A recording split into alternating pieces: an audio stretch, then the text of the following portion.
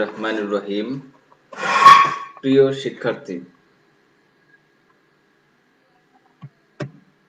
সবাইকে এই বর্ষাকালের আন্তরিক শুভেচ্ছা ও অভিনন্দন। আশা করছি করোনা মহামারীর এর মধ্যেও তোমরা আল্লাহর অশেষ রহমতে ভালো আছো, ভালো থাকো এই কামনায় বরাবরের মতো আমি S M. Azmullah, junior instructor, Rajshahi polytechnic institute, তোমাদের সামনে হাজির হয়েছি ডিপ্লোমা ইন ইঞ্জিনিয়ারিং ইলেকট্রিক্যাল টেকনোলজির চতুর্থ পর্বের electrical installation planning and estimating subject নিয়ে।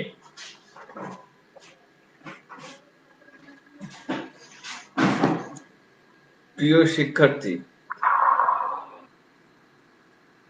এখন আমরা এনজয় করব ফেসবুক লাইভ ক্লাসের আমার ষষ্ঠ লেকচার, চ্যাপ্টার অধ্যায় 7 এর আমরা আলোচনা করব।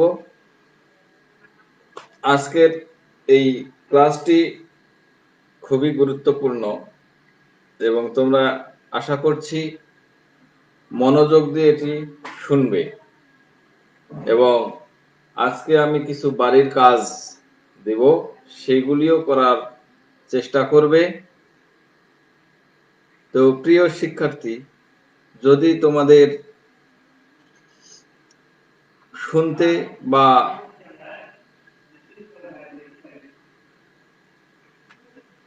বুঝতে অসুবিধা হয় তাহলে তোমরা আমাকে একটু কমেন্টের মাধ্যমে জানাবা। আমি যথাযথ চেষ্টা করব তোমাদের পরিষ্কার করতে। তো যাই হোক, প্রিয় শিক্ষার্থী, গত ক্লাসে তোমাদের কি কি করিয়েছিলাম মনে আছে তো? আশা করি সকলেরই মনে আছে। তাহলে দেখা যাক, আমরা গত ক্লাসে পড়িয়েছিলাম লাইটিং স্কিমের সংজ্ঞা, এটির প্রকারভেদ, প্রত্যক্ষ লাইটিং এবং পরোক্ষ লাইটিং, আধা পরোক্ষ লাইটিং এবং আধা পরোক্ষ লাইটিং কি, লাইটিং স্কিম ডিজাইনের বিবেচ্য বিষয়সমূহ কি কি। তারপরে পড়িয়েছিলাম ইউএফ-এমএফ-ডিএফ অর্থাৎ কি, ইউটিলাইজেশন ফ্যাক্টর, মেইনটেনেন্স ফ্যাক্টর এবং ডেপ্রিসিয়েশন ফ্যাক্টর বা অবচয় ফ্যাক্টর। আশা করছি তোমরা এটি পড়েছো এবং এইগুলির গত ক্লাসের এইগুলিরই আমার যতগুলো স্লাইড করানো হয়েছে সেইগুলো থেকেই তোমাদের সংশ্লিষ্ট প্রতিষ্ঠানের তোমার ওই সাবজেক্টিভ টিচারকে এইগুলি জবশিট বা অ্যাসাইনমেন্ট আকারে জমা দিবা। আর আজকে আমি কয়টি প্রশ্ন দিয়েছি সেটি রিভিউ ক্লাসের পরে দেখানো হবে। তো আসা যাক আজকের সেশনে। আজকের সেশন আমাদের লার্নিং আউটকামটা কি হবে? আমরা সপ্তম অধ্যায়ের পরিবাহীর সাইজ, বিদ্যুৎ বহন ক্ষমতা নির্ণয়ে বিবেচ্য বিষয়ের বর্ণনা থাকবে। তারপরে সার্কিট ও সাব সার্কিটের কারেন্ট বহন ক্ষমতা নিরূপণ, পরিবাহীর ভোল্টেজ ও ভোল্টেজ ড্রপ ক্যালকুলেশন এবং আরএম, আরই এবং এসডব্লিউজি এর অর্থ এবং উপযোগের ব্যাখ্যা। তো তোমাদেরকে আগেই আমি বলে নিয়েছি যে এই অধ্যায়টি খুবই গুরুত্বপূর্ণ, কেননা এই পরিবাহীর সাইজ যে কোনো মিল কলকারখানা, ইন্ডাস্ট্রি, এইগুলিতে দেখবা যে বাসাবাড়ি বিভিন্ন জায়গায় অগ্নিকাণ্ডের ঘটনা ঘটে। তো আমরা বন্ধুরা দেখো যে তোমরা হয়তো খেয়াল করলেই দেখতে পাবা বা পেপার পত্রিকায় কেউ কেউ হয়তো পড়েছো সেটি হলো যত অগ্নিকাণ্ডের ঘটনা ঘটে তার 90% প্রায় এই বৈদ্যুতিক শর্ট সার্কিট জনিত কারণেই এই অগ্নিকাণ্ডের ঘটনাগুলি ঘটে। অর্থাৎ অধিকাংশ অগ্নিকাণ্ডই বৈদ্যুতিক শর্ট সার্কিট বা দুর্ঘটনা থেকে হয়। তো সুতরাং সেইগুলির কারণটা কি? সেইগুলি হলো যে আন্ডার সাইজ কারেন্টের তার ব্যবহার করছে, সার্কিট ব্রেকার ব্যবহার করছে কম মানের অথবা বেশি মানের। তো সাইজ ঠিক মতো নির্ধারণ না হওয়ার ফলেই মূলত এই বৈদ্যুতিক দুর্ঘটনা ঘটে। সেই কারণে এই ক্লাসটি নিয়মিত মনোযোগ দিয়ে দেখবা, তোমাদের জন্য খুবই গুরুত্বপূর্ণ। এখন পরিবাহীর বিদ্যুৎ বহন ক্ষমতা ও আকার নির্ণয় হিসাবের মূলনীতি কেন আমরা করব সেটির একটু আলোচনা দেখিয়েছি। কোন স্থাপনার বিদ্যুতায়নের জন্য ব্যবহৃত তার বা পরিবাহীর গুরুত্ব অপরিসীম। তার বা পরিবাহীর প্রয়োজনীয় বিদ্যুৎ বহন ক্ষমতা সম্পন্ন উপযুক্ত সাইজের পরিবাহী নির্বাচন একজন বৈদ্যুতিক প্রযুক্তি কর্মীর কাজের একটি অতি প্রয়োজনীয় অংশ। আভ্যন্তরীণ ওয়্যারিং এ সাধারণভাবেই যথোপযুক্ত ইনসুলেশন যুক্ত তামার তার ব্যবহৃত হয়। সার্কিটের ভোল্টেজ, কারেন্ট ও প্রকৃতির মানে সিঙ্গেল ফেজ না থ্রি ফেজের উপর নির্ভর করে পরিবাহী নির্বাচন করা হয়। অর্থাৎ যথোপযুক্ত তামার তার বা এগুলা করতে গেলে সিঙ্গেল ফেজ না থ্রি ফেজ, ভোল্টেজ কত ভোল্টেজ এবং কারেন্ট কত তার উপরে নির্ভর করতে হবে। তারের সাইজ নির্বাচন যথাযথ না হলে কম ক্ষমতার তারের মধ্য দিয়ে যদি বেশি কারেন্ট অধিক সময়ে প্রবাহিত হয় তাহলে তার গরম হয়ে ইনসুলেশন নষ্ট হতে থাকে এবং এক সময় শর্ট সার্কিট হয়ে বিপদ ঘটায়। বিদ্যুৎ বহনের ক্ষমতা নির্ণয়, পরিবাহীর সাইজ এবং বিদ্যুৎ বহন ক্ষমতা নির্ণয়ে বিবেচ্য বিষয়সমূহ কি আছে? বিবেচ্য বিষয়সমূহ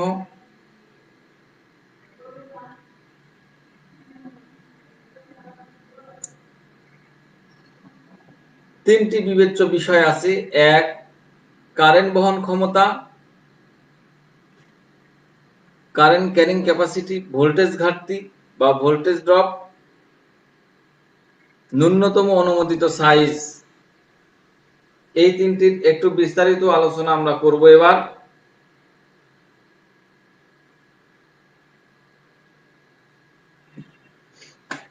এক নম্বরে আছে কারেন্ট বহন ক্ষমতা। আমরা কি বলতে কি বুঝি? পরিবাহীর কারেন্ট মূলত নির্ভর করে সার্কিটের গৃহীত পাওয়ারের উপর। পাওয়ারের ভিত্তিতে নির্ধারিত হয় সাব সার্কিটের সংখ্যা।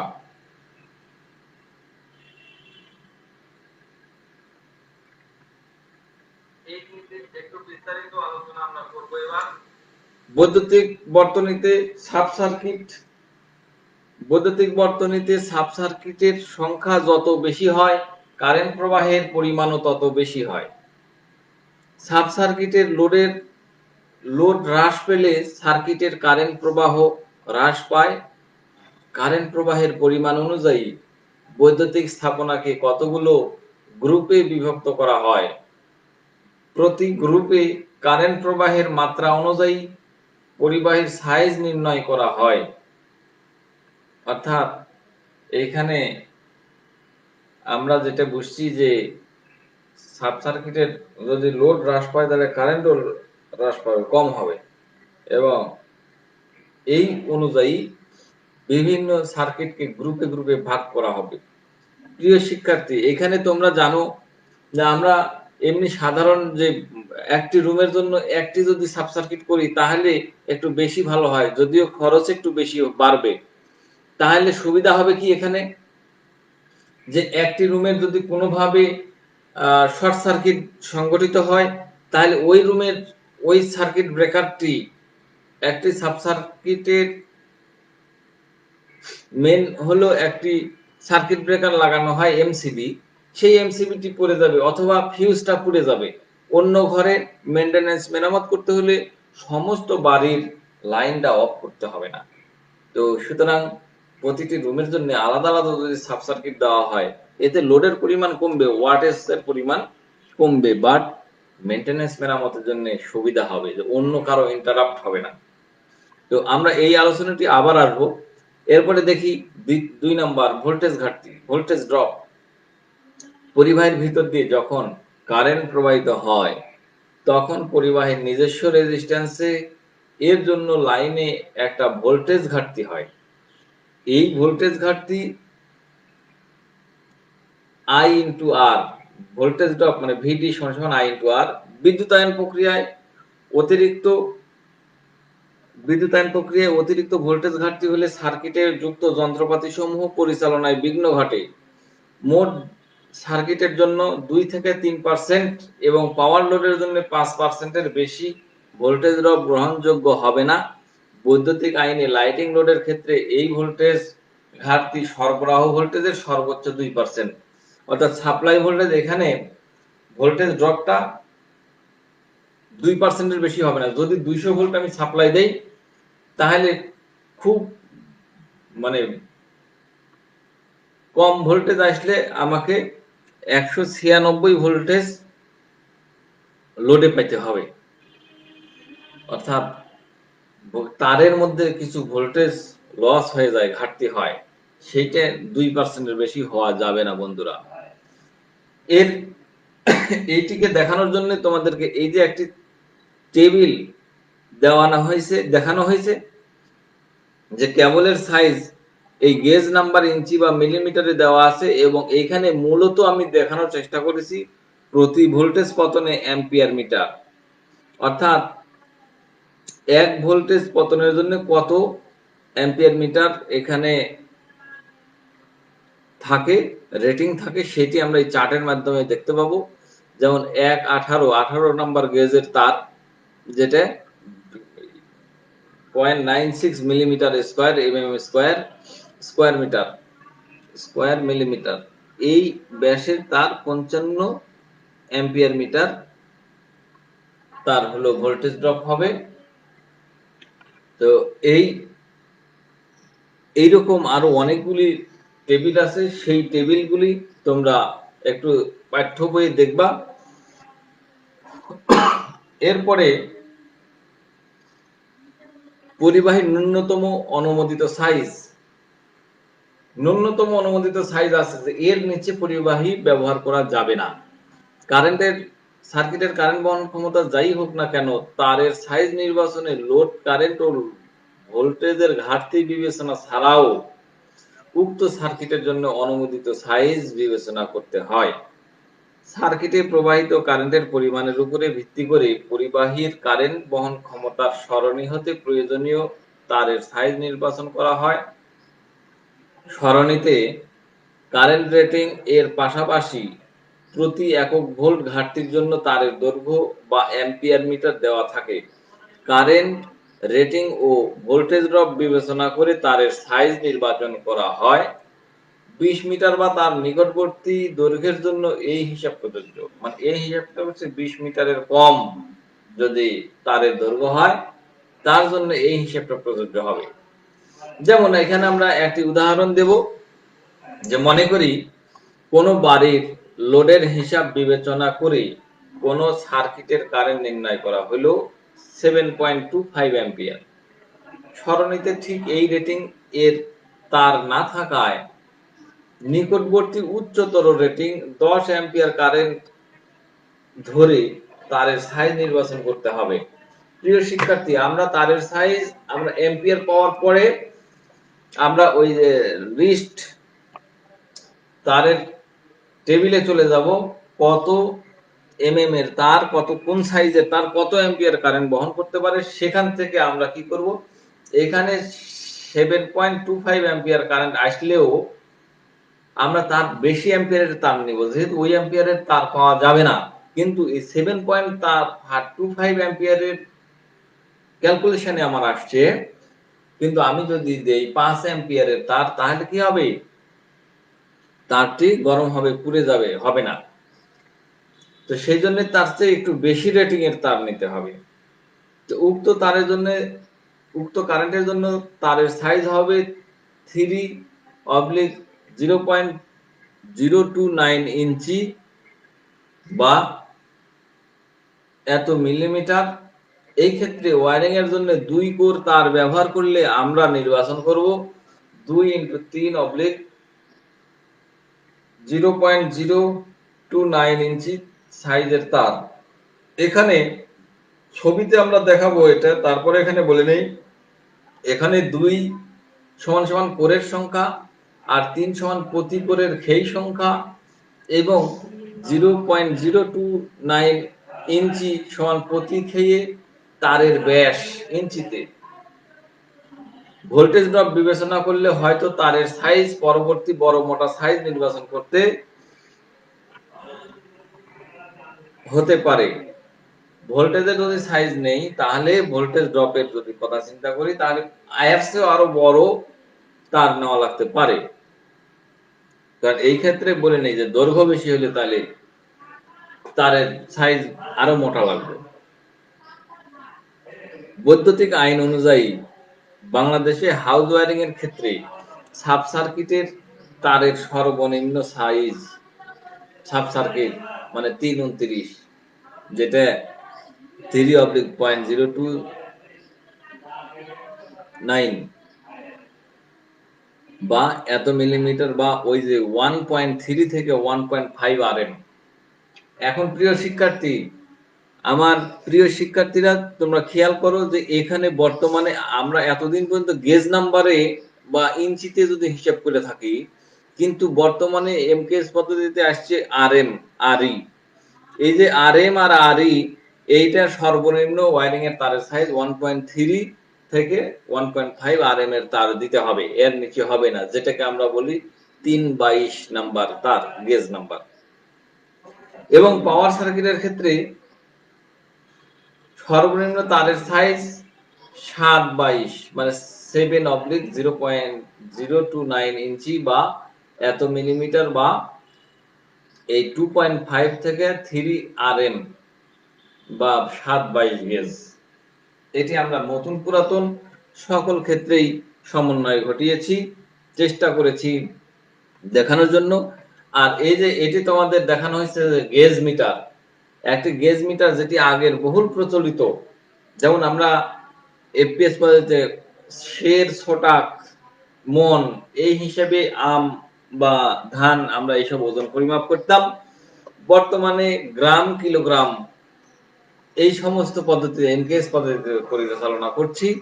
যে তারই এই এফপিএস পদ্ধতির একটি স্কেল, যেটিকে এই যে 0 নাম্বার স্ট্যান্ডার্ড ওয়্যার গেজ, এটির গেজ নাম্বার যত বৃদ্ধি পাবে তত তার চিকন হবে। আর এই যে 1 নাম্বার মোটা, 2 নাম্বার চিকন, 3 নাম্বার তার আরো চিকন, এইভাবে 14 নাম্বার তার আরো চিকন, ঠিক এইভাবে 30 নাম্বার আরো চিকন, তারপরে 31, 32, 33, 34, 35, 36 পর্যন্ত এই গেজ মিটার একটা স্ট্যান্ডার্ড ধরা আছে। তো প্রিয় শিক্ষার্থী, এখানে আমরা কিছু তারের ছবি দেখানোর চেষ্টা করেছি যে তারের কত প্রকার, কি ধরনের তার থাকতে পারে। যেমন টুইন কোর, একটু আগেই বলা হলো 7.25 অ্যাম্পিয়ার তারের জন্য টুইন কোর দিলে ভালো হবে। তো এই টুইন কোরের এইটা হচ্ছে খেই আর এটা হলো কোর। এটা একটা নীল একটা আর ধূসর একটা কোর। আর খেই হচ্ছে এই যে এটা সিঙ্গেল কোর কেবলের, এটা হলো আরই মানে সিঙ্গেল সলিড স্ট্যান্ডার্ড ওয়্যার। তো একটা তারের ভিতরে একটাই খেই থাকবে, একটা করে একটাই খেই। তাহলে উপরের অংশে নীল অংশটা খেই, এই কোর, আর এই অংশটি কপারের অংশটি খেই। এখানে দেখানো হয়েছে 3 or 4 core and multi standard cable. এখানে অ্যালুমিনিয়াম কেবল দেখানো হয়েছে, কেবলের উপরে আবরণ থাকবে, ইনসুলেটেড থাকবে, আর এই যে এটা হলো তার, এটি এই তারের উপরে কোনো ইনসুলেটেড থাকবে না।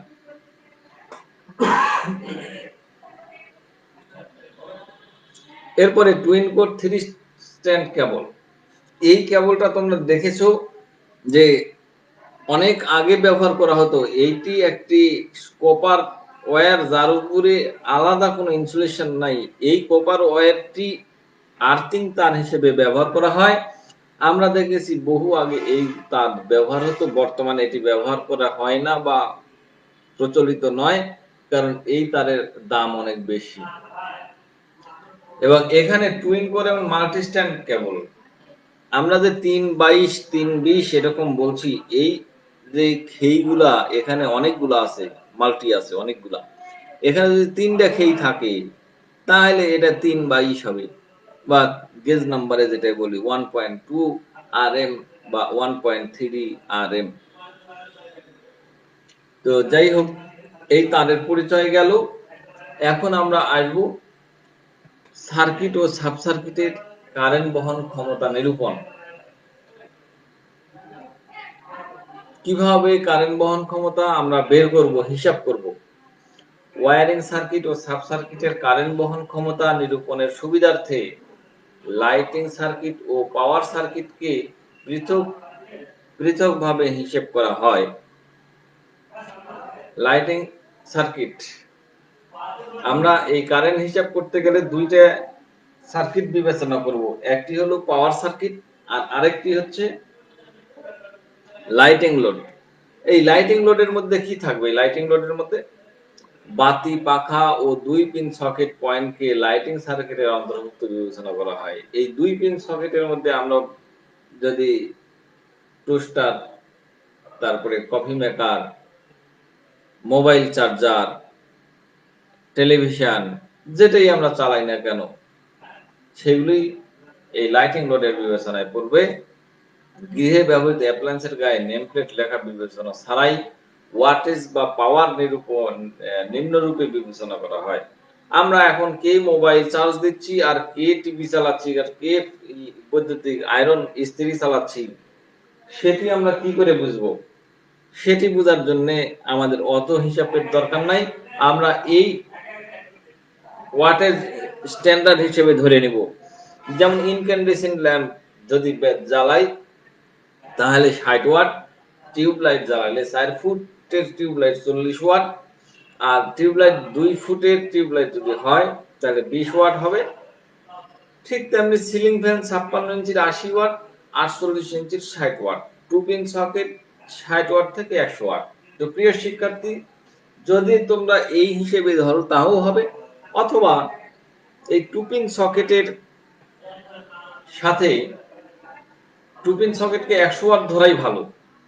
আর ইনক্যান্ডেসেন্ট ল্যাম্প এখন ব্যবহৃত হয় না, তারপরেও 60 ওয়াট বা 100 ওয়াট ধরলে অসুবিধা নাই, কারণ লোড দিন দিন বৃদ্ধি পাবে।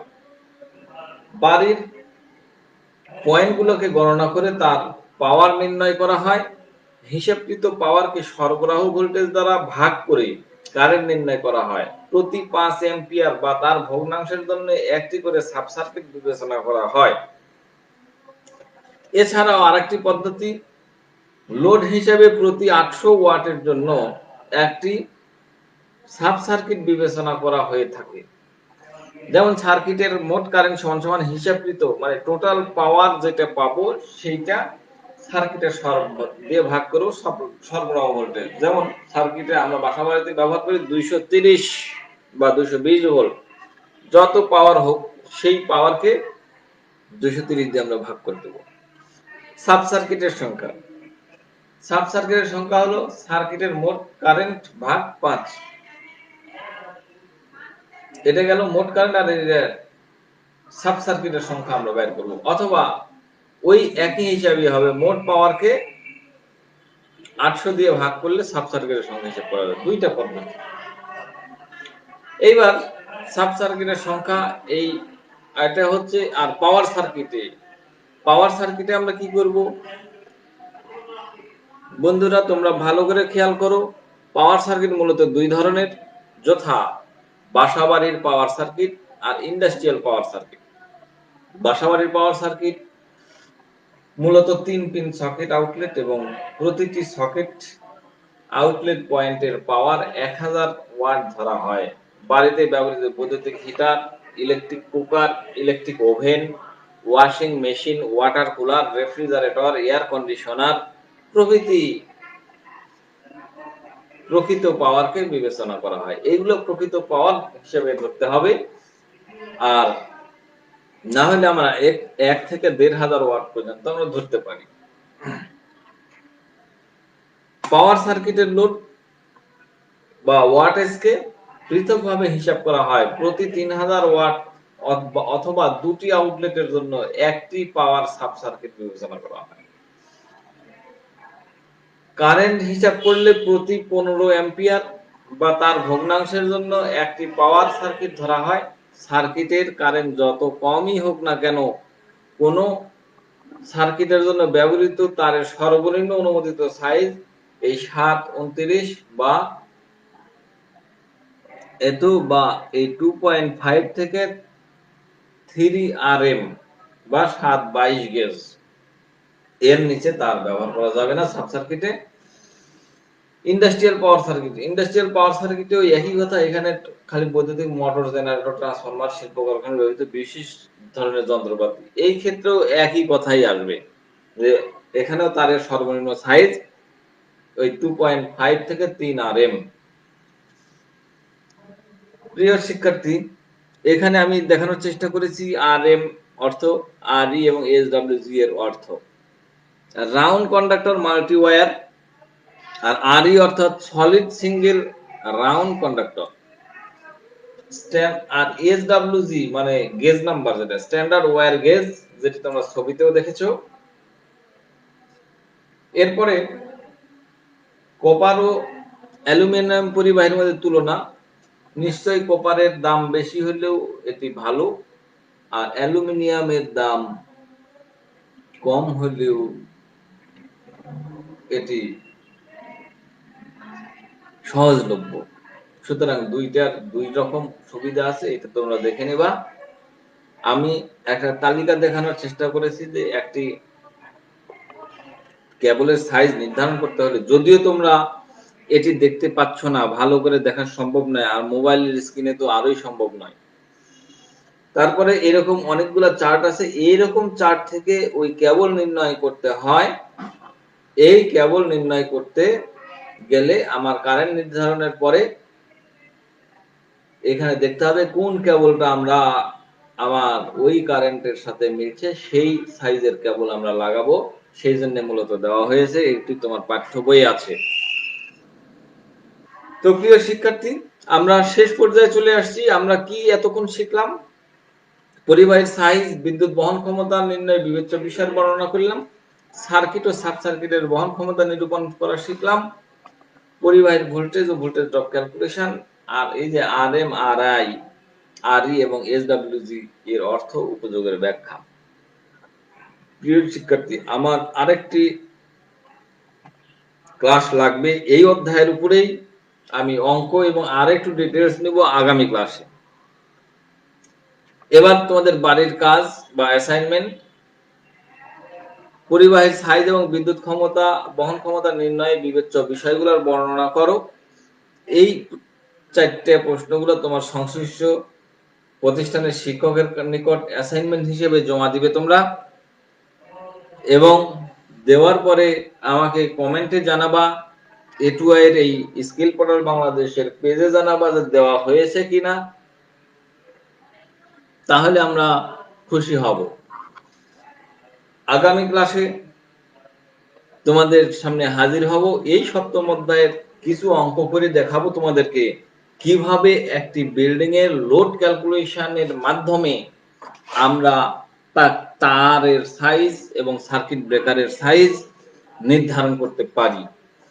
প্রিয় শিক্ষার্থী, আমরা অনুমান নির্ভর কোনো কিছু করব না। আমাদের ক্যালকুলেশনে যা আসবে, একজন ইঞ্জিনিয়ার, একজন ডাক্তার কখনোই অনুমান নির্ভর কোনো কাজ করতে পারে না। সুতরাং তোমাদেরকে বেশি বেশি পড়ালেখা করতে হবে, এবং এই পড়ালেখার মাধ্যমেই তোমরা সমাজকে একটা উৎকর্ষের দিকে নিয়ে যাওয়া সেই প্রচেষ্টায় সবাই থাকো এবং আগামী অধ্যায়ের এই অধ্যায়গুলো একটু দেখে আসবা। সেই কামনায় আমি এস এম আজমুল্লাহ তোমাদের সামনে এখন বিদায় নিচ্ছি। আল্লাহ হাফেজ।